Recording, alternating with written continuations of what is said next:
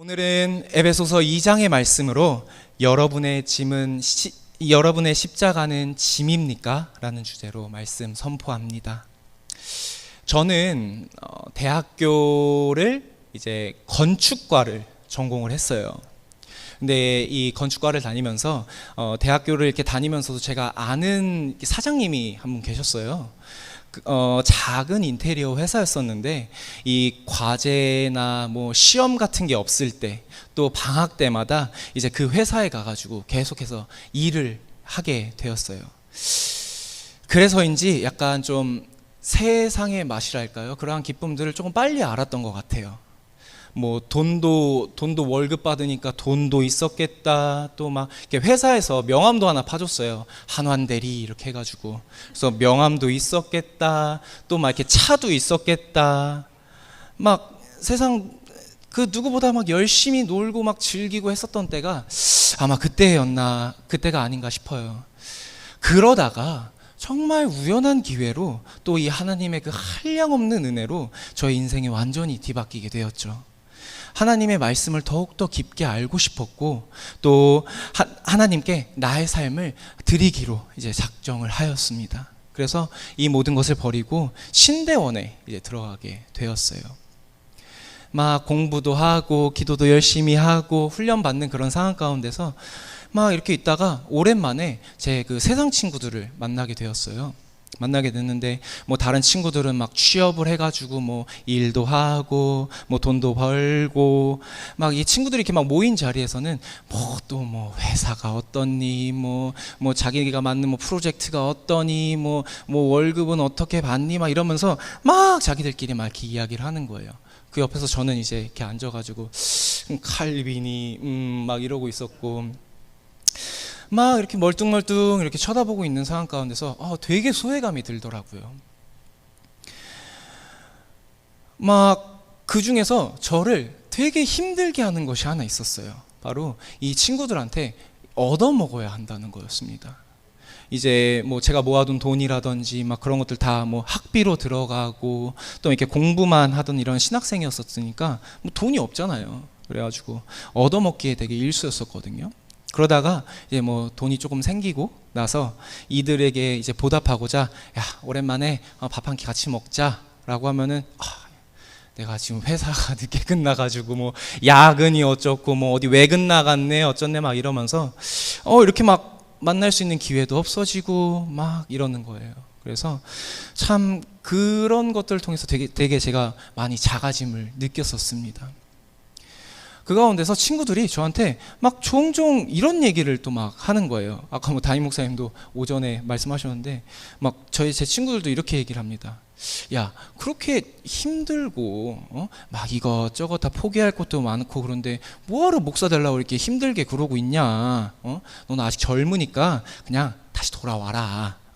우리 회사에 자리도 있어. 내가 사장님한테 잘 얘기해 줄게. 막 이런 얘기를 하는 거예요. 처음에는 이렇게 이런 이야기를 들을 때마다 제가 처한 상황이 너무나 원망스럽고 막 힘들더라고요.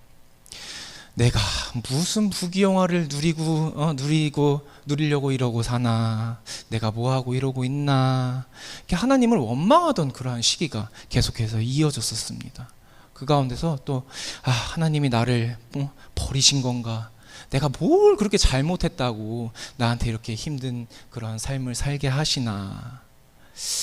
그 가운데서도 그럼에도 불구하고 이제 하나님은 저에게 저의 손을 끝까지 놓지 않으시고 이제 귀한 은혜를 더하여 주셔서 뭐 여기저기 이제 뭐 찬양 사역도 하고 아이들도 섬기고 하다가 결국 이렇게 율전교회까지 와가지고 하나님을 찬양을 할 수 있게 되는 그런 삶을 살 수가 있게 되었습니다.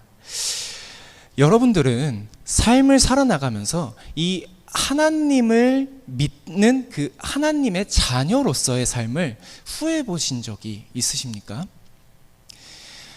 나의 그 하나님을 믿기 그 이전에 누리던 자유로움과 또한 그런 기쁨과 향락 이런 것들이 그리워가지고 다시 돌아갈까? 라고 생각해 보신 적이 있으십니까? 이런 주일 같은 경우에도 마찬가지예요.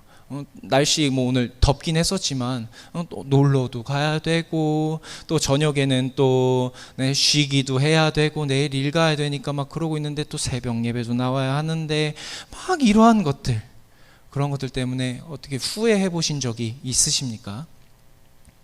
이것이 나의 삶의 족쇄가 되고 또 무거운 멍에로 나의 삶 가운데 큰 짐짝으로서 이렇게 느끼신 적이 있으십니까? 오늘 본문에서는요, 우리에게 우리의 이러한 삶이 세상의 향락과 쾌락보다 더욱더 값지고 가벼운 멍에임을 우리에게 이야기를 해주고 있습니다. 무겁게 짊어지고 가야 할 그러한 짐짝이 아닌 영광스러우며 큰 하나님의 선물임을 우리에게 오늘 본문은 이야기를 해주고 있는 모습을 볼 수가 있습니다. 이 오늘 우리가 읽은 이 본문에서 사도 바울은요, 에베소 교회에게 중요한 그러한 교훈을 주고 있습니다. 이 에베소 교회 공동체는 어떤 사람들이 모여 있는 곳이라고 했는지 기억나십니까? 바로 이제 막 교회에 들어오게 된 이 이방인 출신들로 구성된 그러한 교회의 그런 조직조차 제대로 갖추지 못했던 그러한 공동체였습니다. 올바른 신앙관이 갖춰지지 못한 성도들이 그 공동체의 대다수였었던 것이죠. 이 세상의 즐거움을 아직도 마음 가운데 간직한 채로 그 공동체 안에 머물면서 이 바르지 못한 신앙인의 모습으로서 살아가고 있는 이 에베소 교회 공동체 가운데 사도 바울은 오늘의 본문을 통해서 교훈을 하고 있는 것입니다. 이 사도 바울이 이들의 그 에베소 교회 그 공동체, 이들의 그 예전 모습은 어떠하다라고 이야기를 하고 있습니까? 우리 함께 12절을 읽어보겠습니다. 12절 시작. 그때에 너희는 그리스도 밖에 있었고 이스라엘 나라 밖의 사람이라 약속의 언약들에 대하여는 외인이요 세상에서 소망이 없고 하나님도 없는 자더니. 이 에베소 교인들은 과거 예수 그리스도와도 또 이스라엘과도 상관없었던 밖에 있었던 사람. 이 헬라어 문자 그대로 멀리 떨어져 있는 그런 낯선 사람들이라고 이야기를 하고 있습니다. 이 구원의 소망을 가지지 못한 자들이었으면서 참 생명이신 하나님을 소유하지 못한 이런 불쌍하며 절망적인 모습 가운데 있던 자들이다라고 이야기를 하고 있는 것입니다. 이 사도 바울은 하나님을 알지 못하고 그의 뜻을 알지 못하며 예수 그리스도께서 주시는 그 은혜 가운데 영생을 누리지 못한 자들을 밖의 사람이다라고 이야기를 하고 있어요. 저는 여기 본문을 읽으면서 밖의 사람이라고 하니까 저는 딱 그 장면이 떠오르더라고요. 그 성냥팔이 소녀의 이야기. 이 추운 겨울날 이 창문을 너머로 보이는 이러한 그 따뜻한 그 벽난로 아래서 행복하게 선물을 나누어 주고 있는 그 가정의 모습을 바라보고 있는 그 성냥팔이 소녀. 약간 그런 이미지가 떠오르더라고요. 그 집 안은 따뜻한 온기가 넘치고 또 사랑과 기쁨이 넘치지만 집 밖은 추위와 강도와 죽음이 도사리고 있는 그러한 공간. 우리가 하나님의 은혜로 구원받은 자의 신분으로 주님의 품으로 들어가기 그 전의 모습은 죽음이 도사리고 있으며 죄악 가운데 허덕이고 있던 그러한 모습이라고 우리에게 이야기를 하고 있습니다. 이 삶의 갈피를 잡지 못하고 썩어 없어질 것에만 마음 두고 그들의 정신을 두고 희망과 소망 없이 서서히 죽어가던 그러한 모습. 이것이 우리가 하나님을 알지 못하였을 때의 모습이라고 이야기를 하고 있는 것입니다. 그러나 이제는 지금 우리의 모습은 어떠하다라고 이야기를 하고 있나요? 그 예수 그리스도의 보혈로 말미암아 우리가 지금 그 집 안에 들어가 있다라고 이야기를 하고 있습니다. 우리 함께 13절과 14절을 함께 읽어보도록 하겠습니다. 13, 14절 시작.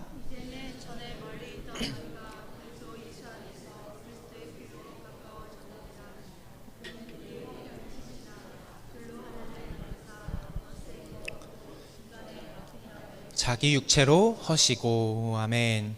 무엇으로요? 예수 그리스도의 피로요. 그 보혈로 말미암아 우리의 죄를 대신하셨고 하나님의 그 언약 백성으로 나아가게 하셨다는 거예요. 십자가에 피 흘리심으로써 하나님 밖에서, 그것도 아주 멀리 거하고 있었던 우리를 하나가 되게 하시고 우리의 그 평화가 되셨다고 성경은 우리에게 이야기를 하고 있는 것입니다. 이 인간의 그 최초의 죄로 인해서 하나님과 우리와의 관계가 깨어지고 죄의 불신으로 담을 쌓아 영원한 죽음 가운데 거하고 있던 우리를 위해 그 막힌 담을 허시고 하나님과 다시 연합할 수 있는 그러한 은혜를 우리에게 더하셨다고요. 누구에게요? 바로 예수 그리스도를 나의 구주로 믿는 자들에게요. 우리 로마서 10장 10절을 함께 읽어보도록 하겠습니다. 시작. 사람이 마음으로 믿어 의에 이르고 입으로 시인하여 구원에 이르니라. 아멘. 그 입술로 나의 주라고 시인하고 마음으로 믿는 자들에게 하나님의 그 구원의 역사가 임함을 이야기하고 있는 것입니다. 구원의 역사, 이뿐만이 아닙니다. 그뿐만 아니라 하나님은 그 구원받은 자들에게 큰 선물을 주신다라고 지금 오늘 본문은 이야기를 하고 있습니다. 우리 함께 15절에서 17절 다시 한번 읽어보도록 하겠습니다. 15절에서 17절 시작. 법조문으로 된 계명의 율법을 폐하셨으니 이는 이 둘로 자기 안에서 한 세 사람을 지어 화평하게 하시고 또 십자가로 이 둘을 한 몸으로 하나님과 화목하게 하려 하심이라. 원수된 것을 십자가로 소멸하시고 또 오셔서 먼 데 있는 너희에게 평안을 전하시고 가까운 데 있는 자들에게 평안을 전하셨으니. 아멘. 15절에서 17절 가운데 계속 반복되는 단어들이 있어요. 화평, 화목, 평안. 우리를 새 사람으로 되게 하여 주시고 원수를 물리치시며 진정하고 영원한 그 평안 안에 거하게 하심을 우리에게 약속을 하고 있는 것입니다. 이 세상이 주는 평안이 어떻습니까? 우리가 개인적으로 평안을 누릴 수 있는 공간이 어디죠? 바로 우리 집이죠. 그 집, 홍수가 나고 지진 나면은 그냥 사라져버리고 무너지는 것이 바로 이 세상 가운데 평안의 공간이라는 겁니다. 돈이 주는 평안이요? 보이스피싱 한 방이면 싹 다 날아갑니다. 이 사람과의 그 관계 가운데서 오는 그러한 평안이요? 그 돈이 바람과 같이 다 갖고 날아가 버리는 게 바로 이 세상 평안이라는 것입니다. 하지만 이 하나님이 주시는 평안은 어떠합니까? 이 세상 만물을 창조하시고 모든 것의 주관자 되시는 그 하나님이 주시는 이 평안이 어떠하냐는 거예요. 우리 골로새서 1장 20절을 함께 읽어보겠습니다. 골로새서 1장 20절 시작. 그의 십자가로의 피로 화평을 이루사 곧 만물 곧 땅에 있는 것들이나 하늘에 있는 것들이 그로 말미암아 자기와 화목하게 되기를 기뻐하심이라. 아멘. 이 세상 만물을 연합하시어 원수를 없애버리고 그 가운데 그 심령 가운데 화목함을 주시는 그런 완전한 평안을 주신다고 우리에게 이야기를 하고 있는 것입니다. 하나님의 선물은 이걸로도 끝이 아닙니다. 19절, 우리 본문 19절 다시 한번 읽어보겠습니다. 19절 시작.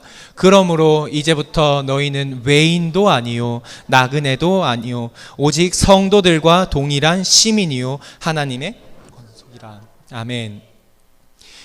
죄의 종이라는 그러한 신분 가운데서 우리를 성도로 삼아주시고 하늘나라 이 천국 백성, 이 천국 백성의 시민이 되게 하시며 하나님의 것으로 삼아 주신다. 이러한 선물을 우리에게 준비해 주시고 있다라는 것입니다. 그뿐만도 아닙니다. 우리 19절에서 22절, 20절에서 22절 또 다시 한번 읽어보겠습니다. 시작. 너희는 사도들과 선지자들이 터 위에 세우심을 입은 자라. 그리스도 예수께서 친히 모퉁이 돌이 되셨느니라. 그 안에서 건물마다 서로 연결하여 주 안에서 성전이 되어가고 너희도 성령 안에서 하나님이 거하실 처소가 되기 위하여 그리스도 예수 안에서 함께 지어져 가느니라. 아멘. 모퉁이 돌이 되어서 하나님과 연합하게 하시고 그의 성전이 되게 하신다라고 이야기를 하고 있는 것입니다. 그 은혜 가운데 우리를 하나 되게 하셔서 함께 지어져 가게, 즉 자라나게 하심을 우리에게 약속하고 있는 것입니다. 사랑하는 성도 여러분, 하나님의 백성이 된 우리에게는 이렇게 크고 놀라운 축복이 놓여 있습니다. 그리고 이것을 향하여 나아갈 수 있도록 성령 하나님은요, 우리를 인도해 주시기까지 하신다라고 이야기를 하고 있어요. 18절에서는 이렇게 이야기합니다. 이는 그로 말미암아 우리 둘이 한 성령 안에서 아버지께 나아감을 얻게 하려 하심이라. 때에 따라서 도우시는 그 은혜 가운데 이 세상이 줄 수 없는 영원하며 참된 평안과 안식을 누리게 하시고 하나님과 우리 사이에 놓여있던 그 벽을 허무시고 하나가 되게 하시며 이를 더욱더 풍성히 누릴 수 있도록 가르치시며 인도하시는 그 은혜가 그의 자녀들에게 미리 준비되어 있다. 누구에게요? 그를 믿는 성도에게요. 그 예수 그리스도의 십자가를 짊어지고 이 세상 가운데서 그의 그 복음을 외치며 그 은혜와 사랑을 전하는 자들 가운데 이러한 축복이 마련되어 있다라고 이야기를 하고 있습니다. 아직도 십자가가, 아직도 이 그리스도인이라는 그 이름표가 여러분의 삶을 방해하는 짐입니까? 아직도 그 보혈의 은혜가 나의 자유함을 방해하고 부끄럽게 하는 그러한 짐짝 같은 것입니까?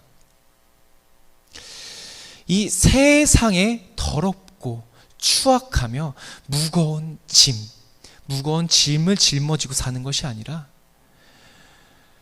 우리가 짊어지고 있는 그 십자가, 또 그 하나님의 멍에, 이것은 그 없어질 것, 또 사라질 것이 아닌 영원하고 또한 쉼이 있는 그러한 가벼운 우리의 멍에가 된다는 것을 성경은 우리에게 이야기하고 있습니다.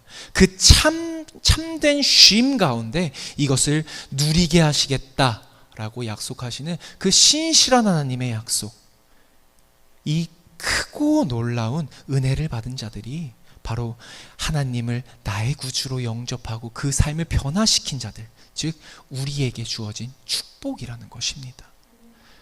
이제 더 이상 고민하시지 마시길 바랍니다. 더 이상 아파하고 부끄러워하지 마시길 바랍니다. 이 마당만 받는 자의 모습이 아니라 이 뜨뜨미지근한 그러한 신앙인의 모습으로 나아가는 자들이 아니라 정말 그 예수 그리스도의 그 십자가를 등에 업고 그것에 힘을 입어서 이 하나님께서 주시는 그 영원한 평안과 그 안식, 그 기쁨 가운데 이것을 누리고 증거하며 간증하는 주님의 귀한 일꾼들, 우리 귀한 율전 믿음의 공동체가 되길 간절히 소망합니다.